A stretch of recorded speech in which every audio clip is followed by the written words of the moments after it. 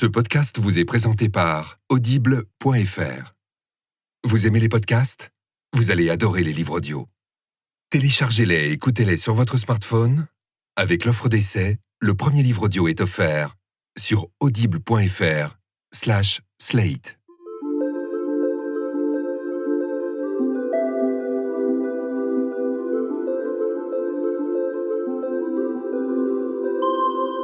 Dans de nombreuses sociétés traditionnelles, explique le philosophe anglo-saxon Alasdair MacIntyre, c'est par son appartenance à divers groupes sociaux que l'individu s'identifie et qu'il est identifié par les autres.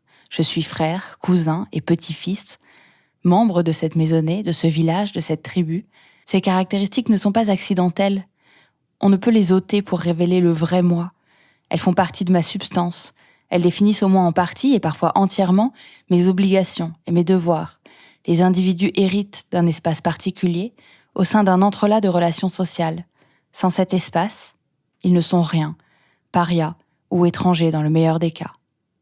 Ces lignes sont un extrait d'Après la vertu publié en 81 par MacIntyre qui appartient au courant communautarien. Ça veut dire que nous existons dans un ensemble, dans une communauté, pas comme individus seuls et isolés. Cela implique que l'on a besoin d'un groupe, la famille par exemple. Mais si celle-ci se dissout, à quoi sommes-nous prêts pour retrouver un autre groupe ? À quel prix veut-on rejoindre une communauté pour appartenir de nouveau à quelque chose et se retrouver soi-même ? C'est l'histoire d'Émilie, qui n'a pas trouvé le bon groupe. Et c'est un épisode signé Alexandre Moniol.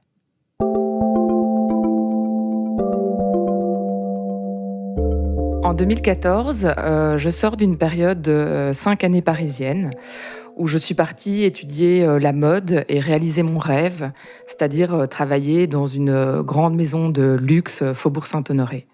Mes 5 années où je sens de la solitude, je sens un manque affectif. Il y a l'explosion du cocon familial.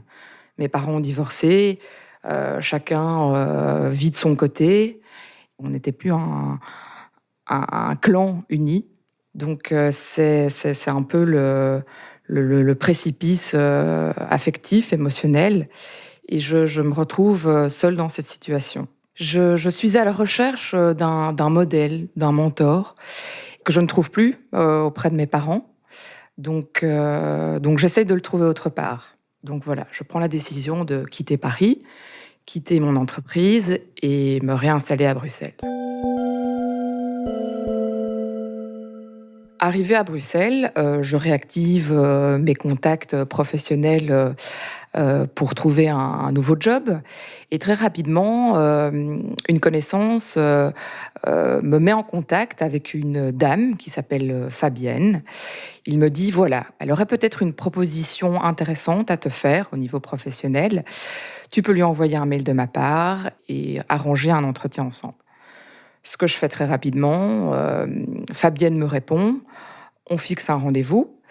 Et donc, j'apprends que je vais passer un entretien pour un poste de directrice de collection pour une marque d'accessoires mode à Bruxelles. Donc, loin du Faubourg Saint-Honoré et du luxe, mais je me dis, allons-y, je suis curieuse, ça m'ouvrira peut-être une porte.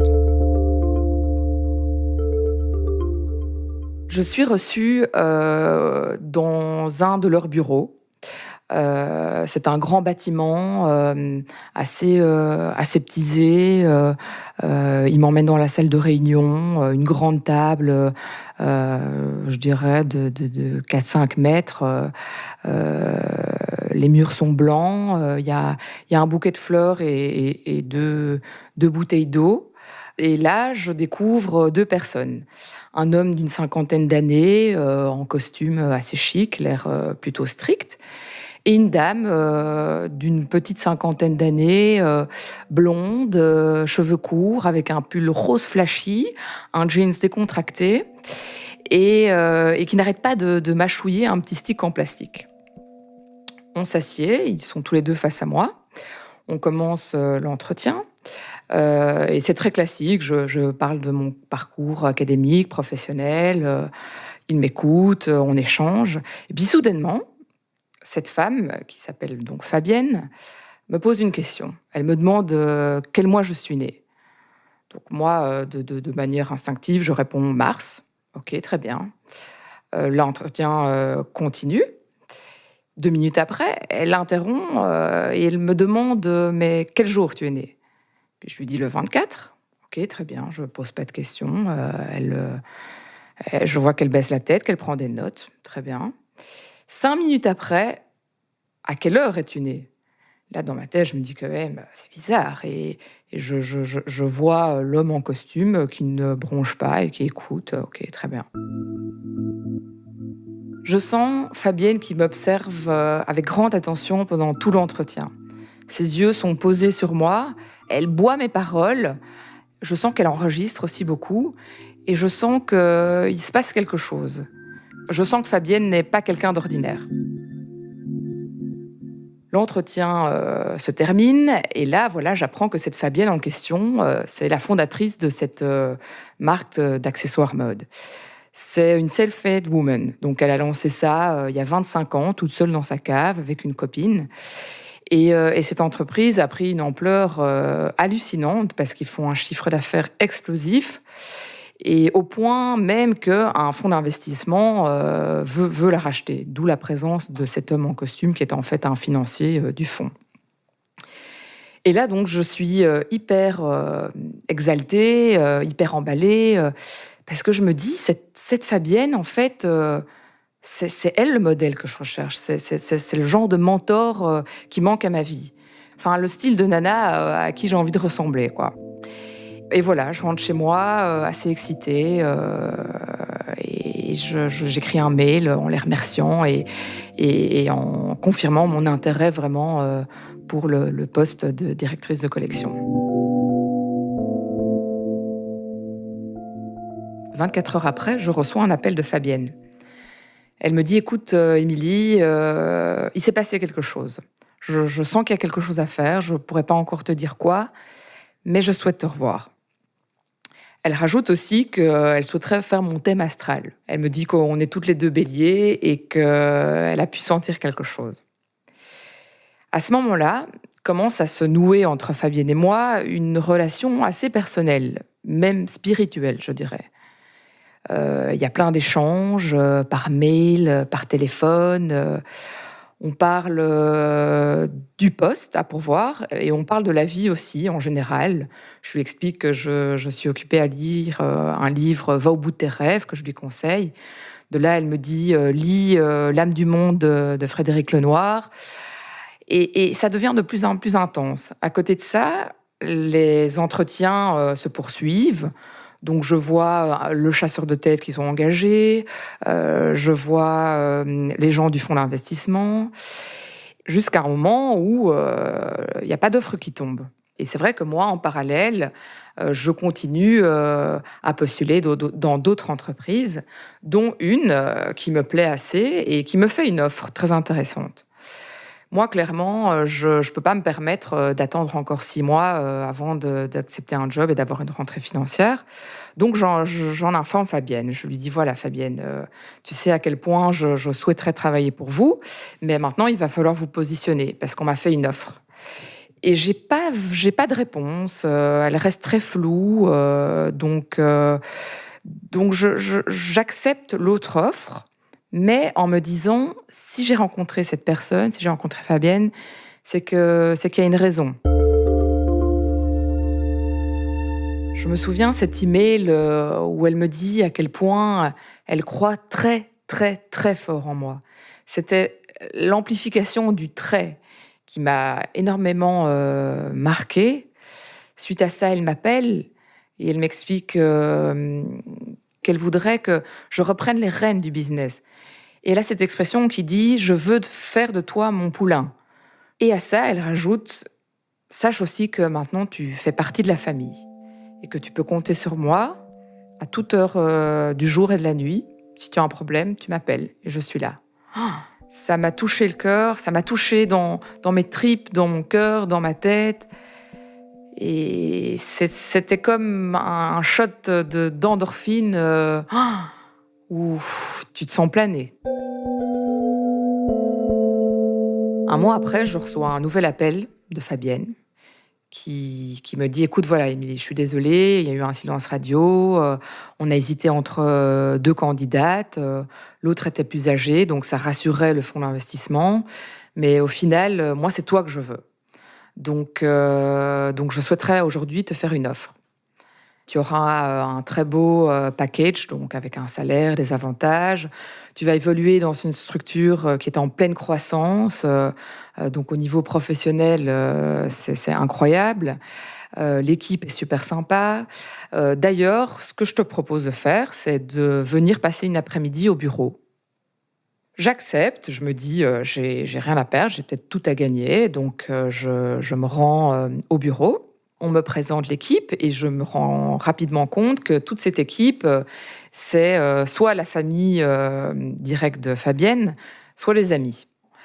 Cet après-midi se passe très bien, les gens sont sympathiques, chaleureux, accueillants et donc j'en ressors, convaincue et je finis par, accepter son offre, démissionner, de mon job et de rejoindre, cette marque, d'accessoires mode avec, Fabienne et sa famille.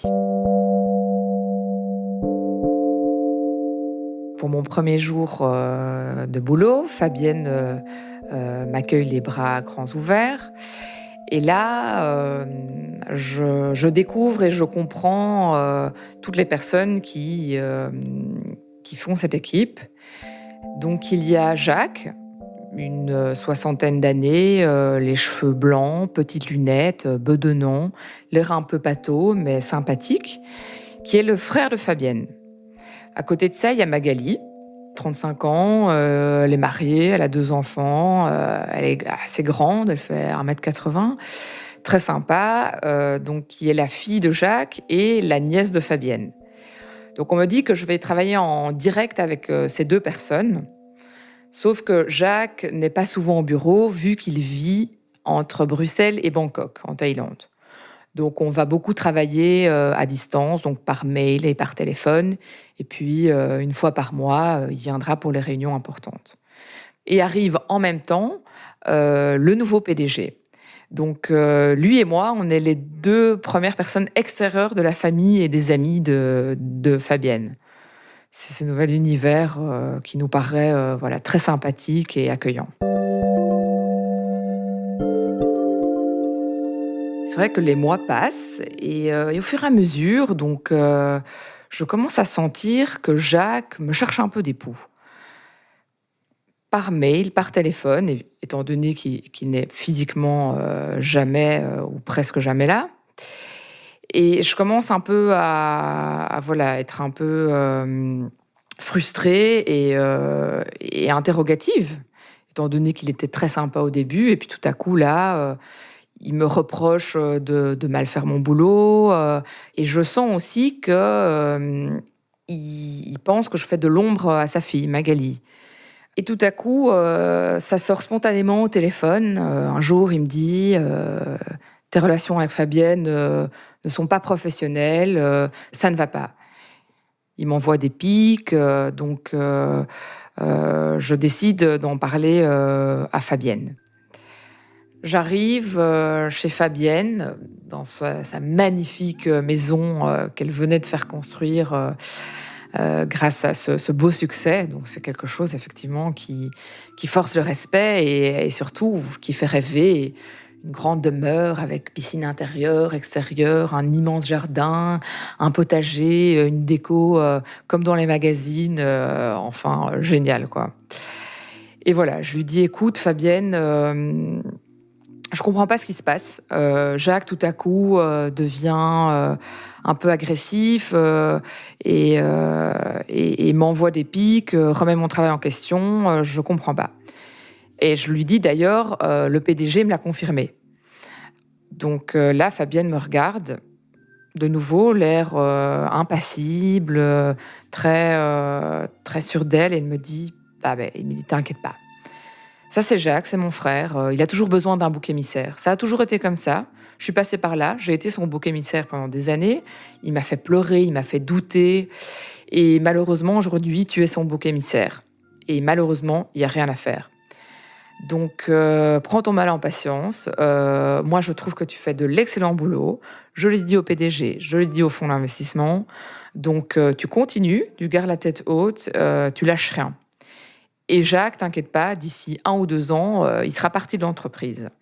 Parce que c'est ça le deal. C'est qu'à un moment, d'ici 2 ans, il y a une nouvelle équipe qui se met en place et que nous, la famille, on soit hors de l'entreprise, quoi. Mais voilà, je crois Fabienne, je lui fais confiance, elle me fait confiance, on est une équipe.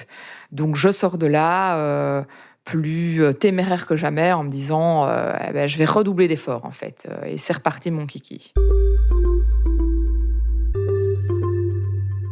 1 mois après, gros challenge, il y a un voyage en Asie qui s'organise. C'est un voyage pour aller voir nos fournisseurs, les usines, faire les salons d'accessoires mode. Et ce voyage, il va se faire en triptyque, c'est-à-dire Jacques, Magali, sa fille, et moi.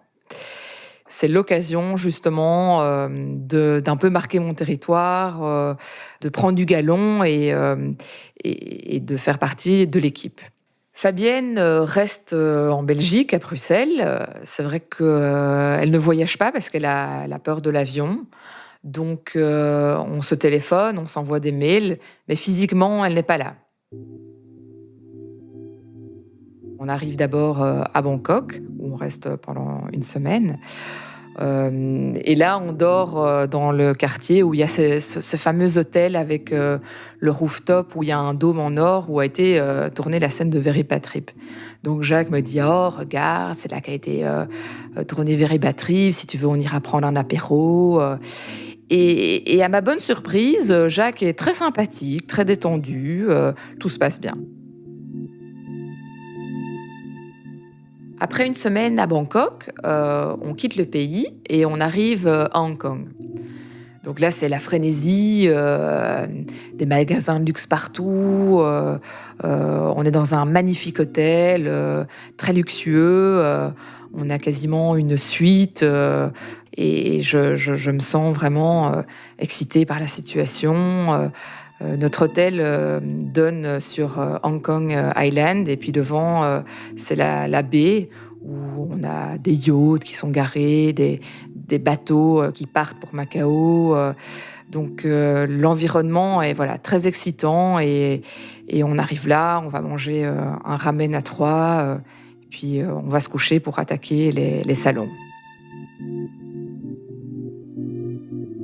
Au bout de 2 semaines, on est sur le salon et Jacques me tombe dessus, de manière un peu surprenante, uniquement parce que je vérifiais mes mails pendant un rendez-vous. Et là, il me dit que c'est inacceptable, que je ne suis pas professionnelle, alors que c'était clairement des emails professionnels. Et là, s'ensuit une scène très, très dure, très intense, où il me crie dessus, comme si j'étais une petite fille de 4 ans. Il me dit qu'on n'a pas attendu Sainte-Émilie pour que la société se porte bien, que je ne suis rien. Et à côté, Magali est là, elle nous regarde et elle baisse les yeux. Elle dit rien, elle fait rien. Et elle sait pourtant que, clairement, le comportement de Jacques est injustifié, mais elle ne me soutient pas. Et je me sens seule, mal. Je rentre à l'hôtel. J'appelle Fabienne en pleurs, je lui explique la situation. Et de nouveau, elle me dit « Ne t'inquiète pas, Émilie, mon frère est comme ça, il n'y a rien à faire, mais accroche-toi, ça va se calmer. » Je m'endors et en pleine nuit, je reçois un email de Jacques, vers 3h du matin. Je vois bien qu'il est bourré. Et là, il me dit « Je te somme demain de tout m'expliquer. As-tu été mandaté par le fonds d'investissement pour enquêter sur moi ?»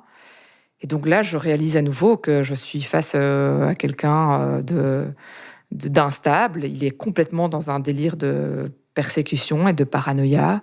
Moi, je suis juste venue là pour faire mon job et il me met de nouveau dans une posture qui n'est pas la mienne. C'est très dur, mais comme d'habitude, je garde la tête haute. Fabienne m'a dit de continuer, de persévérer et c'est ce que je fais. Il n'y a plus de barrière entre mon environnement professionnel et mon environnement émotionnel, personnel.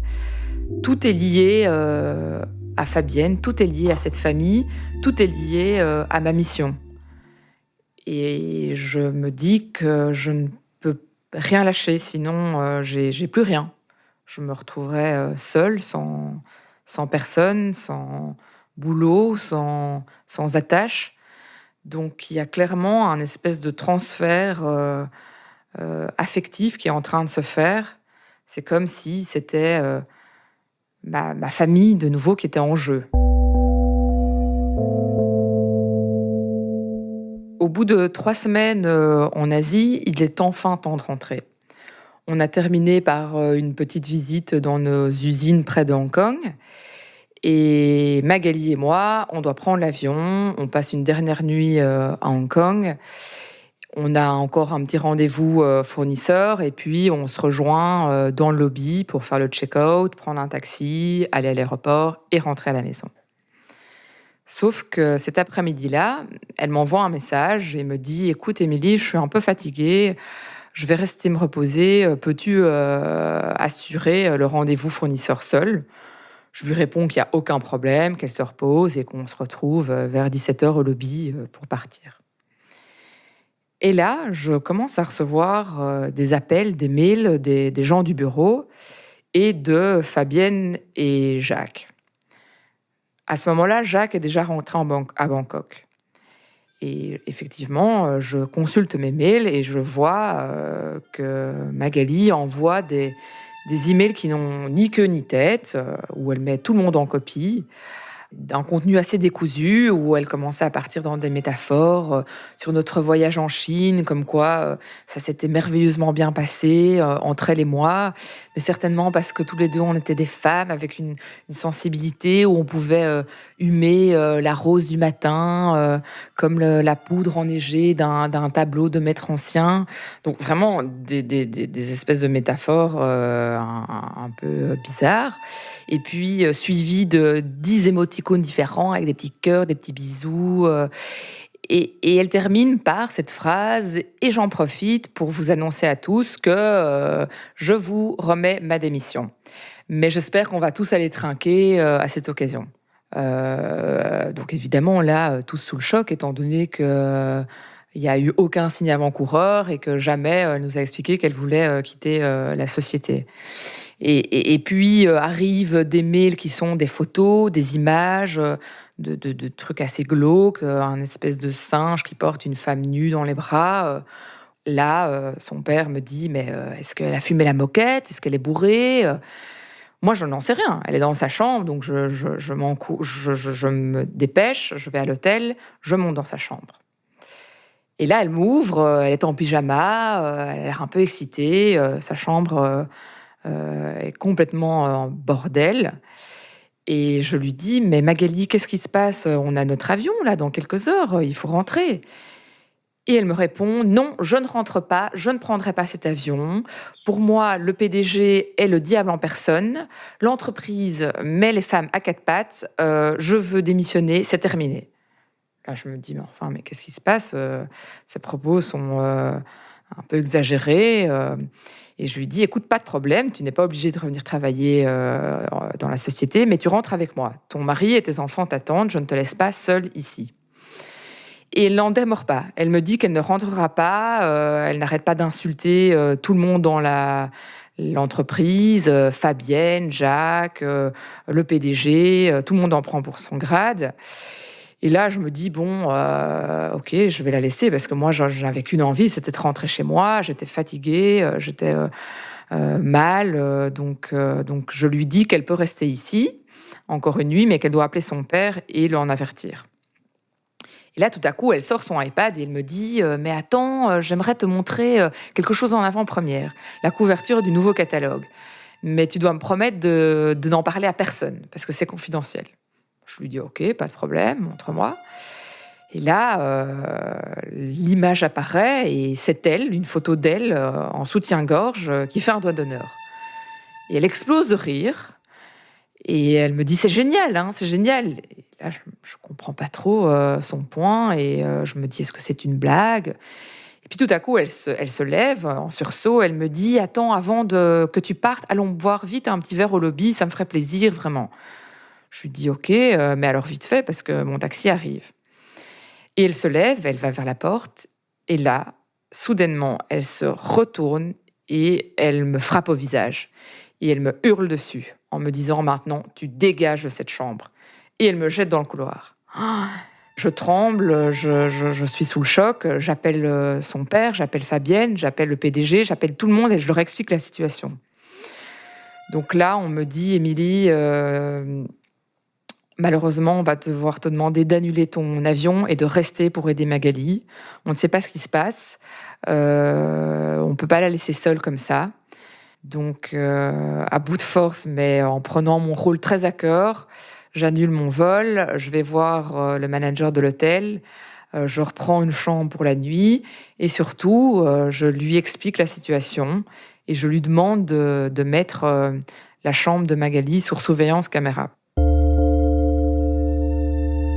Pour la première fois, je sens Fabienne qui a l'air un peu apeurée, affolée et qui me dit que je dois être là, que je dois être à la hauteur pour aider Magali parce que ça pourrait mal se passer. Je suis à l'hôtel, j'ai pris une chambre pour la nuit et là, Fabienne me demande d'aller checker Magali toutes les heures pour m'assurer qu'elle aille bien, qu'elle fasse pas de bêtises. Donc toutes les heures, je frappe à la porte de Magali et j'ai des réactions complètement différentes. Une fois, elle est super contente de me voir, elle me prend dans les bras, elle me parle de la vie, ça se passe bien, elle est calme et gentille. L'autre fois, je la sens très nerveuse, complètement perdue. Elle m'explique qu'il y a un complot international qui vise notre entreprise en particulier. Et là, elle me regarde droit dans les yeux et elle me dit: «Émilie, tu dois choisir ton bateau. Est-ce que c'est celui de Macao où on drogue les femmes, on les met à quatre pattes, on les prend comme des putes, ou alors c'est mon bateau.» Et là, derrière elle, il y a la fenêtre de la chambre d'hôtel qui donne sur la baie d'Hong Kong, où il y a justement ces fameux bateaux qui partent pour Macao, où les gens vont jouer. Et clairement, elle me met face à un dilemme où je dois choisir. Donc très calmement, je lui dis que bien évidemment que c'est son bateau et que je la soutiens et que je la comprends et que je serai là pour l'aider. Et donc je joue dans son jeu. Elle commence à faire des lignes du temps dans sa chambre d'hôtel avec des épisodes qui n'ont aucun sens. Et puis tout à coup, je sens qu'il y a des montées d'agressivité où elle serait susceptible de me refrapper. Donc je prends peur et je me cache dans le couloir. Mais voilà, toutes les heures, je mets mon réveil et je continue à aller la voir. Et Fabienne, que j'ai au téléphone pendant tout ce temps, ne comprend pas et ne cesse de me répéter: «Mais est-ce qu'on l'a droguée? Est-ce qu'on l'a droguée?» À 5 heures du matin, le manager de l'hôtel m'appelle. Il m'explique que Magali fait un bruit insensé, qu'il pense qu'elle est en train de détruire toute sa chambre d'hôtel et qu'il faut qu'on intervienne. Là, je sors de ma chambre, je suis dans le couloir, il fait tout noir et j'ai l'impression d'être dans le film Shining. C'est-à-dire que je déambule et que je marche vers la folie humaine. Et je l'entends, à distance, hurler avec des bruits insensés. Et je comprends qu'effectivement, avec des objets, elle est en train de taper sur la porte, sur les murs. Et je vois le manager de l'hôtel qui est terrorisé. Il parle anglais, donc j'essaye de lui expliquer la situation, mais que moi-même, je ne comprenais pas.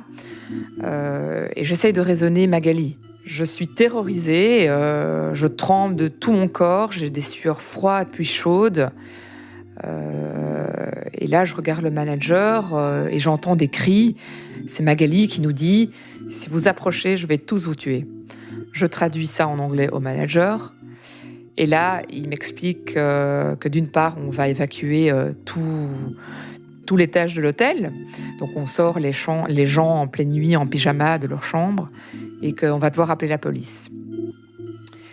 Fabienne donne son feu vert. Pendant tout ce temps, elle continue à être au téléphone et à donner son avis. Elle me soutient, mais elle me dit qu'effectivement, il faut appeler la police et une ambulance. Un quart d'heure après, il y a 5 policiers chinois qui arrivent avec des casques et des boucliers. Ils défoncent la porte, ils attrapent Magali et ils la mettent sur une civière. Pendant tout ce temps, moi, je suis dans un recoin du couloir. J'ai tellement peur que je veux pas trop m'en approcher. Je l'entends crier des mots en chinois, en thaïlandais qu'on avait appris pendant notre séjour. Ching ching, yang yang, qui n'ont aucun sens dans le contexte. Et on l'emmène dans l'ambulance. Les policiers m'accompagnent dans leur fourgonnette. Ils me disent qu'ils vont m'amener à l'hôpital pour que je puisse continuer à prendre soin d'elle.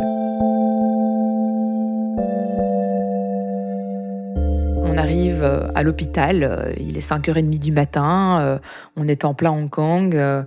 On dépose Magali dans une petite alcôve, je le vois au loin.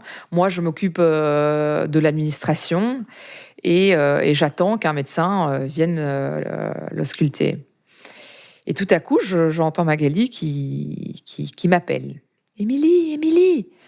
Donc je m'approche avec prudence, je passe la tête par le rideau et je la vois toute perdue, regard comme un petit animal sans défense. Et donc elle me fait vraiment de la peine, pitié, parce que je comprends là qu'elle a un moment de lucidité et elle me demande « Mais qu'est-ce que je fais ici ? Où nous sommes ? Qu'est-ce qui se passe ?» Et donc, pour pas l'effrayer, je lui dis « Ah, tu as eu de la fièvre, Magali, donc là, on va bien s'occuper de toi, et puis on va rentrer à Bruxelles, tout se passera bien. » Elle me dit « Ok, est-ce que tu peux m'apporter un petit peu d'eau ? J'ai soif. » Donc, je vais chercher un verre d'eau à la fontaine, je lui donne, elle boit sagement, et là, elle me dit « Tiens, bois un petit peu d'eau aussi. » Et je lui dis « Oh, c'est gentil, Magali, mais je n'ai pas soif. » Et là, elle jette le verre par terre, et elle hurle en me disant « Maintenant, tu vas vider ton sac. Et je sens qu'elle se lève et qu'elle va me sauter à la gorge. Et heureusement, à ce moment-là, les infirmières comprennent ce qu'il est en train de se passer. Elles comprennent qu'il y a un grave problème. Donc, elles courent chercher de l'aide. Moi, à ce moment-là, mon sang ne fait qu'un tour et je pique un sprint et je vais m'enfermer dans les toilettes de l'hôpital. Et là, j'entends qu'effectivement, on l'amène dans l'aile psychiatrique. Donc, on l'a mise dans une camisole de force. Elle est de nouveau sur une civière et je la suis à 5 mètres. Et je l'entends de nouveau hurler comme une possédée. Là, j'avais l'impression d'être dans le film L'Exorciste. Ça dépassait tout entendement. Elle était comme possédée. Et on l'enferme dans une petite chambre avec une porte blindée, juste un petit hublot et un garde qui surveille sa chambre. Moi, je patiente dans la salle d'attente, j'en peux plus, je suis au bout. J'attends qu'une chose, c'est que son père arrive et prenne la relève, mais je reste. J'ai une espèce de force surhumaine, psychologique et physique qui me permet quand même de tenir le coup. 1 heure après, le médecin arrive et le verdict tombe. Magali fait une psychose aiguë. Après 24 heures de cauchemar, le père de Magali, Jacques, arrive enfin de Bangkok. Moi, je rentre à l'hôtel, je m'occupe encore de m'occuper de la chambre qui a été complètement détruite. Je dors une dernière nuit à Hong Kong, j'ai pas le choix, il n'y a pas d'avion. Et je rentre enfin en Belgique. Là, je me repose 2-3 jours et puis je suis très rapidement de retour au bureau parce qu'il y a une collection à faire et on n'a pas le choix. Je dois travailler et triplement vu que Jacques et Magali ne sont plus là et donc je dois assumer le travail de 3 personnes. J'essaye d'oublier cette histoire.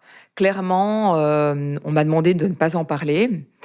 On a informé l'équipe de l'état de Magali, mais en disant qu'elle avait été droguée sur un marché en Chine et que là, elle se reposait et que tout allait bien.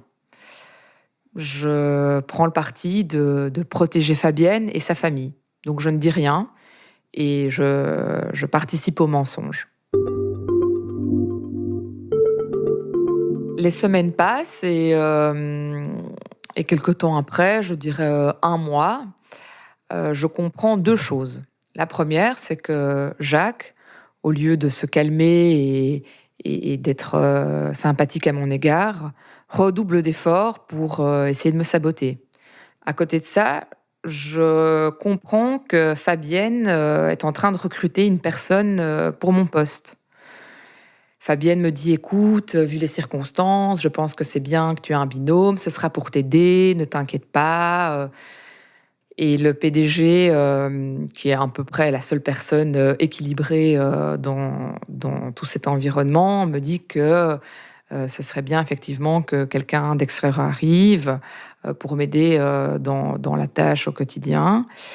Et puis, au fil d'une discussion, il me dit: «Tu sais, Émilie, je sais ce qui se passe, que Jacques te fait du harcèlement et c'est grave et je sais que si aujourd'hui tu vas au prud'homme, tu pourrais gagner.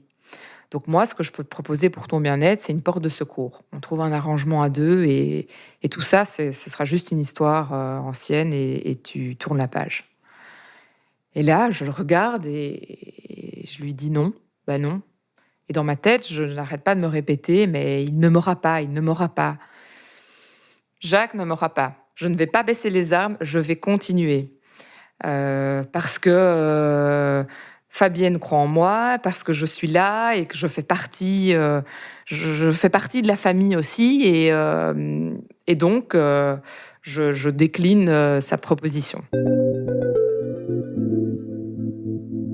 Je vois quasiment plus mes parents, pas beaucoup mes frères et sœurs, je n'ai que mes amis et je me sens vraiment, vulnérable. Donc je commence à me sentir mal, physiquement et psychologiquement. J'ai des symptômes que j'avais jamais connus, la gorge qui se noue, mal au ventre, très très mal à la tête, des sueurs, puis tout à coup pendant la nuit aussi, des insomnies, et un jour, j'en parle à Fabienne. On avait une grosse réunion et je me sentais clairement pas à la hauteur, donc je lui en fais part. Et là, je la vois qui chipote dans son sac et qui sort, une petite, tablette et elle me dit: «Écoute, tiens, prends un petit cachet, c'est rien du tout et tu te sentiras beaucoup mieux, ça va te relaxer». Donc je lui demande ce que c'est et elle me dit: «Ah, c'est un petit anxiolytique, tu prends un demi, tu verras, rien de mal et justement, ça va permettre, de pouvoir te détendre». Et effectivement, je respire, je me relaxe. Sauf que clairement, mon état s'empire et que je termine par aller voir, mon médecin généraliste, qui me dit que je suis en train de faire un petit burn-out. Il faut que je me mette en arrêt de travail, sinon ça pourrait, vraiment basculer dans quelque chose de plus grave et peut-être, irréversible. Donc il me met en arrêt, pendant 3 semaines. Il m'envoie chez un psy et au bout de 3 semaines, je reviens au boulot. Je me souviens, c'était une matinée très ensoleillée, mais un petit peu froide. Je m'assieds au bureau, là, les gens me posent très peu de questions. C'est calme, c'est silencieux, et arrive le PDG qui demande à me voir, en personne et il m'invite, à m'asseoir, sur la terrasse dehors. Je mets ma grosse veste, le soleil, tape sur mon visage, je me sens pas très, confortable ni à l'aise vu la situation. Et là, de but en blanc, il me dit: «Voilà, écoute Émilie, on a décidé d'arrêter la collaboration. Vu les circonstances, c'est plus possible».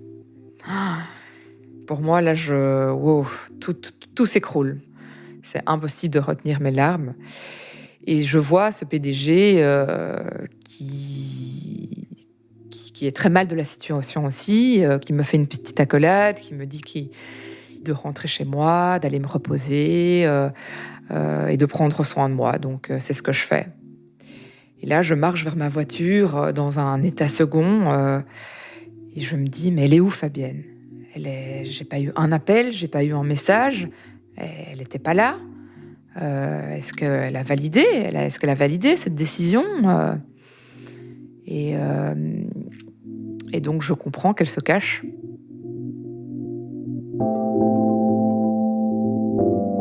moment où je négocie mon licenciement avec mon avocat, Fabienne disparaît.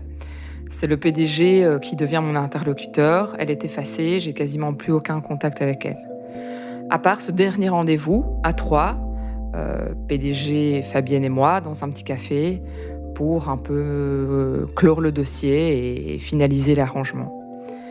Elle ne parle quasiment pas, elle est effacée. C'est plus la Fabienne que j'ai rencontrée 2 ans auparavant. Tout a changé, j'ai changé, et je comprends qu'il est temps de tirer un trait sur cette histoire.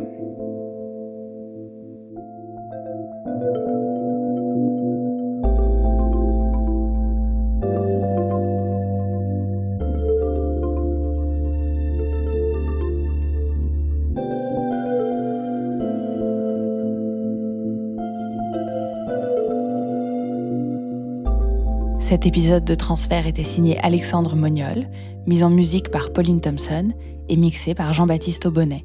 Si vous avez des histoires à nous raconter, écrivez-nous à podcast@slate.fr et retrouvez-nous sur les réseaux sociaux, Slate France Podcast sur Facebook, @SlateFR sur Twitter, @Chapullo sur Instagram, et venez nous laisser des commentaires sur iTunes.